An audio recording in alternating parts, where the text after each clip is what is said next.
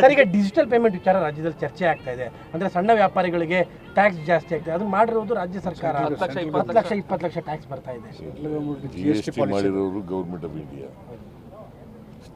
GST council ಅಂತ ಇದೆ, ಅದು ಸ್ಟೇಟ್ ಗೌರ್ಮೆಂಟ್ ಅಧೀನದಲ್ಲಿ ಇಲ್ಲ, ಅದಿರೋದು ಗೌರ್ಮೆಂಟ್ ಆಫ್ ಇಂಡಿಯಾ ಅಧೀನದಲ್ಲಿ ಇರ್ತಕ್ಕಂಥದ್ದು. GST ಮಾಡ್ತಕ್ಕಂಥದ್ದು ಗೌರ್ಮೆಂಟ್ ಆಫ್ ಇಂಡಿಯಾ.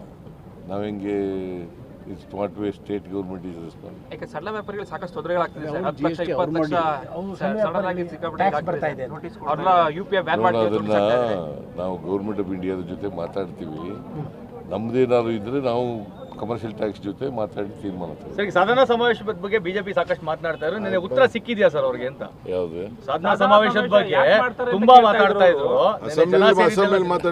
ಅಲ್ಲ, ಶಕ್ತಿ ಪ್ರದರ್ಶನ ಅಂತಾನೆ ಮಾತನಾಡ್ತಾ ಇದ್ರು ಸರ್. 2 ವರ್ಷದ ಸಾಧನಾ 2 ವರ್ಷ ತುಂಬಿದಾಗ ನಾವು ಆಗ ಸಭೆ ಮಾಡಿದ್ದೀವಿ ವಿಜಯಪುರದಲ್ಲಿ.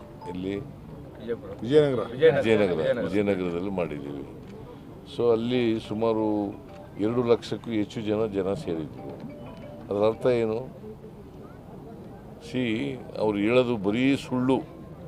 BJP ಅವ್ರು ಹೇಳ್ತಾರೆ ಇದೆಲ್ಲ ಬರೀ ಸುಳ್ಳು. ಹಾಗಾದರೆ ಗ್ಯಾರಂಟಿ ಯೋಜನೆಗಳೇ ಕಾಪಿ ಮಾಡಿದ್ರು ಅವರು. ನಮ್ಮ ಸಾಧನೆಗಳು 2 ವರ್ಷದಿಂದ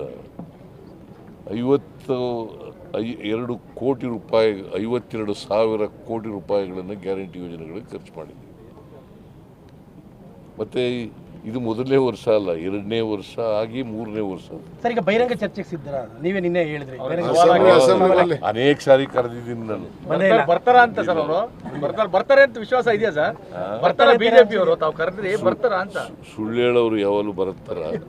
ಬರಲ್ಲ. ಸುಳ್ಳು ಹೇಳೋರು ಬರಲ್ಲ. Thank you. ಬಂದ್ರೆ ರೆಡಿ ಇದೀವಿ.